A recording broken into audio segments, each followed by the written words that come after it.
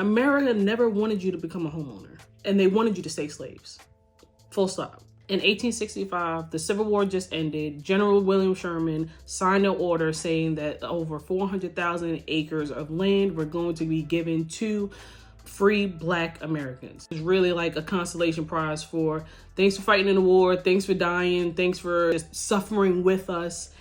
Here is your literal 40 acres, and you might get an army mule if you were so lucky, right? Great.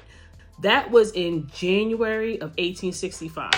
By June of 1865, that is 6 months, 40,000 Black Americans were able to get some form of acres, i.e. land, and maybe even some mules. Wonderful, right? Then what happens? Then Lincoln gets shot.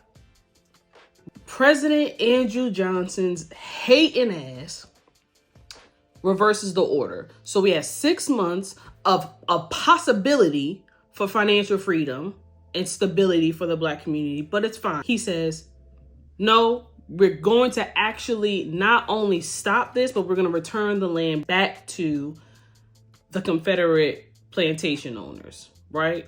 So then what happens when the land is returned to the previous slave owners?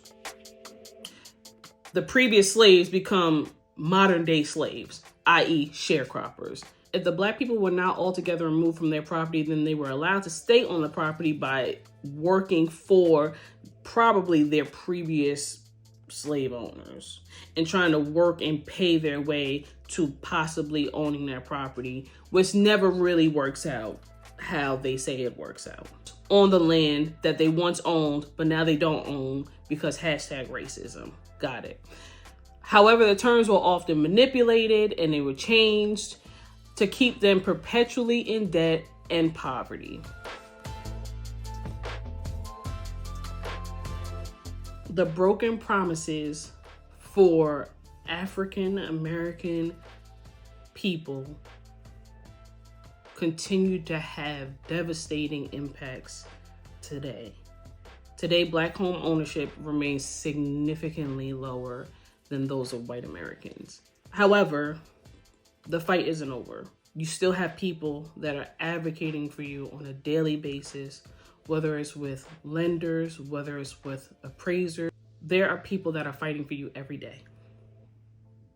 And I'm one of them. Black farmers, developers, and activists are reclaiming all that was lost and trying to recoup more. Now, the question is, are we going to continue to allow history to repeat itself?